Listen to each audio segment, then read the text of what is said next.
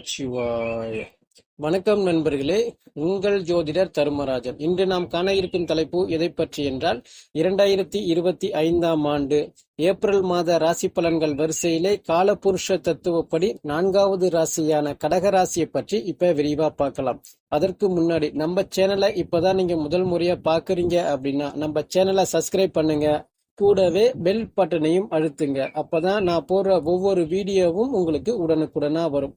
வாங்க வீடியோக்குள்ள போகலாம். பொதுவா கடகராசியை பொறுத்த வரைக்கும் 2025ஆம் ஆண்டு மார்ச் 29 இருந்தே பாத்தீங்கன்னா உங்களுக்கு அஷ்டம சனி அப்படிங்கிறது முடிஞ்சிடுச்சு. இப்ப பாத்தீங்கன்னா உங்களுக்கு இந்த மாதத்தை பொறுத்த வரைக்கும் உங்களுக்கு சிறப்பான பலன்கள் அதிகமா இருக்கு. பொதுவா உங்க ராசிக்கு 8ஆம் இடத்துல இருந்து வந்த சனீஸ்வரர் பொறுத்த வரைக்கும் 7வது பார்வையா குடும்பஸ்தானத்தை பார்த்தாவில.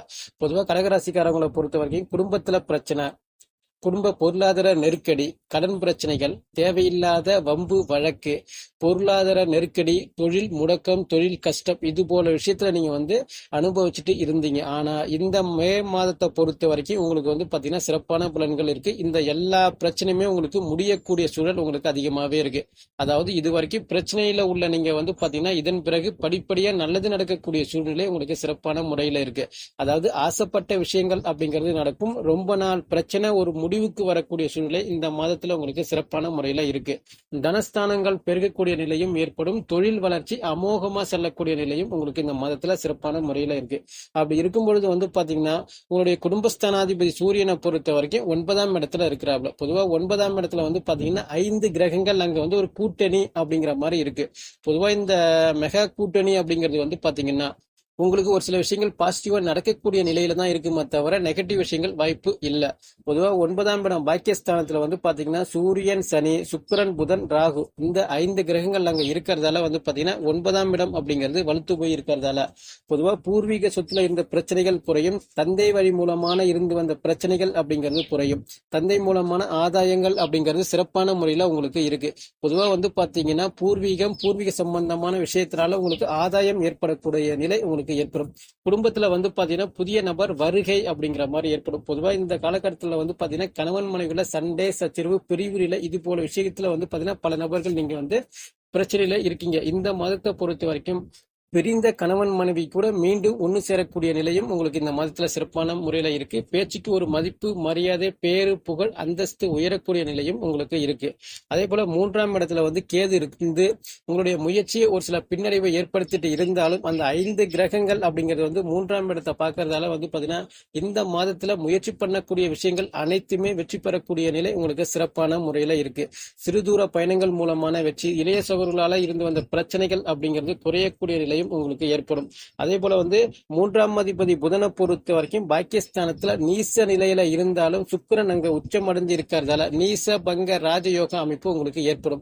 பொதுவா பேப்பர், பேனா ஒர்க், ரிஜிஸ்டர் ஒர்க், ஒப்பந்தங்கள் மூலமான கையெழுத்து ஒர்க் இதுலலாம் பாத்தீங்கன்னா இந்த மாதத்துல வெற்றி பெறக்கூடிய நிலை உங்களுக்கு சிறப்பாகவே இருக்கு. அதனால ஆதாயம் பெறக்கூடிய நிலையும் ஏற்படும். எந்த அளவுக்கு நீங்க முயற்சி பண்றீங்களோ அந்த அளவுக்கு வெற்றி பெறக்கூடிய நிலை ஏற்படும்.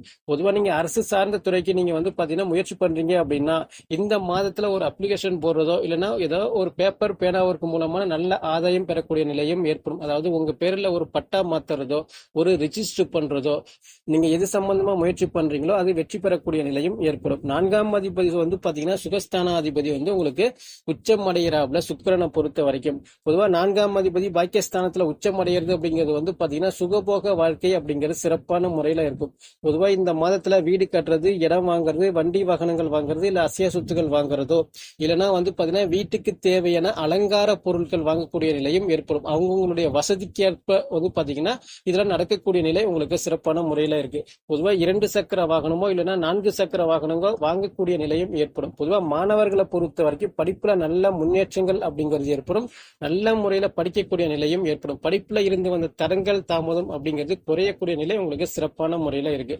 பொதுவா படிக்கக்கூடிய மாணவர்களை பொறுத்த வரைக்கும் இந்த மாதத்துல ஒரு சில நபர்களுக்கு பாத்தீங்கன்னா காதல் வரக்கூடிய நிலை பல நபர்களுக்கு ஏற்படும். முடிஞ்ச வரைக்கும் காதல் அப்படிங்கறத பாத்தீங்கன்னா ஓரமா தள்ளி வச்சுட்டு படிப்புல கொஞ்சம் கவனமா செலுத்துறது ரொம்ப நல்லது. ஐந்தாம் அதிபதி செவ்வாயை பொறுத்த வரைக்கும் வந்து பாத்தீங்கன்னா இந்த மாதத்துடைய 3 நாட்கள் 12ஆம் இடம் விரயஸ்தானத்துல இருக்கிறாப்ல. 3ஆம் தேதிக்கு பிறகு ராசியில வந்து நீசம் அடைகிறாப்ல. பொதுவா 5ஆம் அதிபதி ராசியில வந்து பாத்தீங்கன்னா நீசம் அப்படிங்கிறது வந்து பாத்தீங்கன்னா குழந்தைகளுக்காக வீண் விரய செலவுகள் ஏற்படக்கூடிய நிலை ஏற்படும். குலதெய்வத்துக்கு கோவில் குளங்கள் அதிகமா செல்லக்கூடிய நிலை ஏற்படும். ஆன்மீக தலங்கள் இன்ப சுற்றுலா செல்லக்கூடிய நிலையும் இந்த மாதத்துல உங்களுக்கு பல நபர்களுக்கு ஏற்படும். பொதுவா காதலர்களை பொறுத்த வரைக்கும் காதல்ல வந்து பாத்தீங்கன்னா ஒரு சில கசப்பான நிகழ்வுகள் ஏற்படக்கூடிய நிலையும் ஏற்படும். ஒரு சில நபர்கள் காதல் பிரியக்கூடிய நிலையும் ஏற்படும். காதல்ல வந்து பாத்தீங்கன்னா அடிக்கடி சண்டை சச்சரவு, பிரிவு நிலை, கருத்து வேறுபாடு இது போல நிலையும் ஏற்படுறதுக்கு வாய்ப்புகள் உருவாகும். அதனால காதலர்களை பொறுத்த வரைக்கும் உங்களுக்கு வந்து கவனமா இருக்க வேண்டிய மாதம் அப்படின்னு கூட பொதுவா சொல்லலாம். 6ஆம் அதிபதி குருவை பொறுத்த வரைக்கும் லாபஸ்தானத்துல இருக்கிறாங்களா. பொதுவா 6ஆம் அதிபதி குரு லாபஸ்தானத்துல இருக்கிறது அப்படிங்கிறது வந்து பாத்தீங்கன்னா உங்களுக்கு வந்து எதிரி, வம்பு வழக்கு, கடன், நோய் நொடி இது போல விஷயங்கள் அப்படிங்கிறது வந்து பாத்தீங்கன்னா பெருசா இந்த மாதத்துல வந்து செயல்படுத்தக்கூடிய நிலை உங்களுக்கு இல்ல. பொதுவா பல பிரச்சனைகள் இந்த மாதத்துல உங்களுக்கு சாதகமா முடியக்கூடிய நிலையும் ஏற்படும்.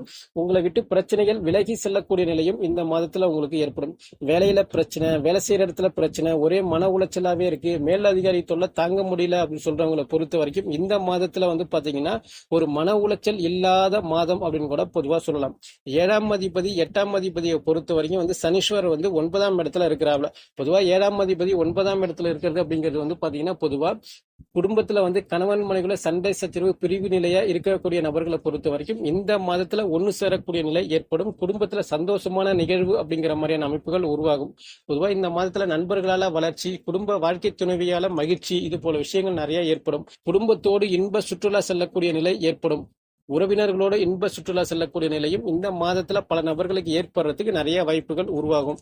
பொதுவா 8ஆம் அதிபதி 9ஆம் இடத்துல இருக்கிறது அப்படிங்கிறது வந்து பாத்தீங்கன்னா ஒரு சில இடமாற்றத்தை கொடுக்கக்கூடிய நிலை ஏற்படும்.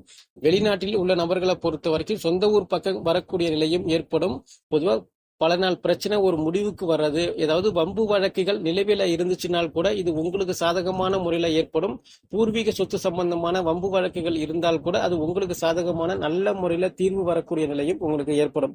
9ஆம் அதிபதி குருவை பொறுத்த வரைக்கும் லாபஸ்தானத்துல இருக்கிறாப்ல. லாபஸ்தானாதிபதி சுக்கிரனை பொறுத்த வரைக்கும் 9ஆம் இடத்துல இருக்கிறாப்ல.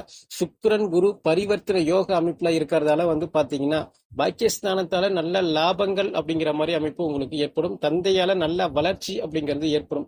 பொதுவா வந்து கல்லூரி படிப்பு மாணவர்களை பொறுத்த வரைக்கும் படிப்புல இருந்து வந்த தடங்கள் தாமதம் அப்படிங்கிறது குறைந்து அடுத்த கட்ட நகர்வுக்காக சிறப்பான முறையில படிக்கக்கூடிய நிலையும் ஏற்படும். பொதுவா படிப்புக்காக வெளிநாடு செல்ல முயற்சி பண்ணக்கூடிய நபர்களை பொறுத்த வரைக்கும் தாராளமா முயற்சி பண்ணலாம். வெளிநாடு சார்ந்த விஷயங்கள் அப்படிங்கிறது உங்களுக்கு வெற்றி வாய்ப்புகளை உங்களுக்கு உருவாக்கி கொடுக்கும். உங்களுக்கு 10ஆம் அதிபதி செவ்வாயை பொறுத்த வரைக்கும் ராசியில வந்து நீசம் அடைகிறாப்ல. 10ஆம் இடத்தை பொறுத்த வரைக்கும் வந்து பாத்தீங்கன்னா சூரியன் வந்து உச்சம் அடைகிறாப்ல. பொதுவா குடும்பஸ்தானாதிபதி சூரியனை பொறுத்த வரைக்கும் வந்து பாத்தீங்கன்னா 14ஆம் தேதி வரையும் உங்களுக்கு பாக்கியஸ்தானத்துல இருக்கிறாப்ல. 14ஆம் தேதிக்கு பிறகு வந்து பாத்தீங்கன்னா சித்திரை மாதம் 1ஆம் தேதி வந்து பாத்தீங்கன்னா 10ஆம் இடத்துல சூரியன் உச்சம் அடைகிறது அப்படிங்கிறது வந்து பாத்தீங்கன்னா அங்க திக்பலத்துல இருக்கிறாப்ல சூரியன். அரசு சார்ந்த முயற்சிகள் அனைத்துமே உங்களுக்கு வெற்றி பெறும். அரசு பணிக்காக நான் முயற்சி பண்ணிட்டு இருக்கிறேன் அப்படின்னு சொன்னீங்கன்னா கண்டிப்பான முறையில அரசு பணி கிடைக்கும். அரசு பணியில் உள்ள நபர்களை பொறுத்த வரைக்கும் உங்களுக்கு சம்பள உயர்வு, பதவி உயர்வு, பிடிச்ச இடத்திற்கு இடமாற்றங்கள் இது போல விஷயமும் ஏற்படும். அரசியல்வாதிகளை பொறுத்த வரைக்கும் இந்த மாதத்துல உங்களுக்கு ஒரு பொறுப்பு, ஒரு பதவி, ஒரு மக்கள் இடத்துல ஒரு செல்வாக்கு உயரக்கூடிய நிலையும் உங்களுக்கு சிறப்பான முறையில இருக்கு. பொதுவா இந்த மாதத்துல இந்த மாதத்துல வந்து சூரியன் உச்சம் அடைகிறாப்ல. திக்பலத்துல வலிமையா இருக்கிறதுல 14ஆம் தேதிக்கு பிறகு அதாவது தமிழ் வருட பிறப்பு சித்திரை மாதத்துல இருந்து வந்து பாத்தீங்கன்னா உங்களுக்கு சிறப்பான பலன்கள் அதிகமாவே இருக்கு அப்படின்னு கூட பொதுவா சொல்லலாம். பொதுவா லாபஸ்தானாதிபதி சுக்கிரனை பொறுத்த வரைக்கும் உச்சம் அடைஞ்சு குரு சுக்கிரன் பரிவர்த்தனை யோகம் அப்படிங்கிறது வந்து பாத்தீங்கன்னா பொதுவா 2வது திருமணத்துக்கு முயற்சி பண்ணக்கூடிய நபர்களை பொறுத்த வரைக்கும் இந்த மாதத்துல முயற்சி பண்ணீங்கன்னா அது வெற்றிகரமான செய்தி உங்களுக்கு வரக்கூடிய நிலையும் ஏற்படும். மூத்த சகோதரர்களால உங்களுக்கு நல்ல ஆதரவு, நல்ல வருமானங்கள், காசு பணம் செழிப்பான முறையில வரக்கூடிய நிலையும் உங்களுக்கு ஏற்படும். தொழிலை பொறுத்த வரைக்கும் அமோகமான வெற்றி வாய்ப்புகளை உருவாக்கக்கூடிய நிலையும் ஏற்படும். சேமிக்கக்கூடிய பழக்கம் அப்படிங்கிறது சிறப்பான முறையில இருக்கு. பொதுவா உங்களுக்கு விரயஸ்தானாதிபதி புதனை பொறுத்த வரைக்கும் பாக்கியஸ்தானத்துல நீசம் அடைந்து நீசபங்க ராஜ யோகம் அமைப்பு இருக்கிறதால வந்து பாத்தீங்கன்னா பொதுவா தேவையில்லாத வீண் செலவுகளை இந்த மாதத்துல நீங்க குறைக்கக்கூடிய நிலை உங்களுக்கு ஏற்படும். அப்பப்போ ஒரு சில வீண் விரயங்கள் வந்தாலும் அதை வந்து சுப செலவு தான் அப்படின்னு கூட பொதுவா சொல்லலாம். இந்த மாதத்துல பொறுத்த வரைக்கும் குடும்பத்திற்காக செலவு பண்ணுவீங்க. குடும்பத்திற்கு அத்தியாவசிய பொருட்கள், மின் சாதன பொருட்கள் வாங்கக்கூடிய நிலை உங்களுக்கு சிறப்பான முறையில இருக்கு. அப்படி இருக்கும் பொழுது இந்த ஏப்ரல் மாதத்தை பொறுத்த வரைக்கும் கடகராசிக்கு முழுவதுமே பாசிட்டிவ் பாசிட்டிவான விஷயங்கள் நிறைய நடக்க போகுது அப்படின்னு கூட பொதுவா சொல்லலாம். அப்படி இருக்கும் பொழுது இந்த மாதத்தில் நீங்கள் வழிபட வேண்டிய தெய்வம் எது அப்படின்னு கேட்டீங்கன்னா, செவ்வாய்க்கிழமை அன்று முருகப்பெருமான் வழிபாடு பண்றது சிறப்பான பலன்களை உங்களுக்கு கொடுக்கும். அதே போன்று காலையில பாத்தீங்கன்னா தினமும் சூரிய நமஸ்காரம் பண்றது மேலும் சிறப்பான பலன்களை அளிக்கும் என்று கூறி மீண்டும் அடுத்த காணொளியில் உங்களை சந்திக்கின்றேன். நன்றி, வணக்கம்.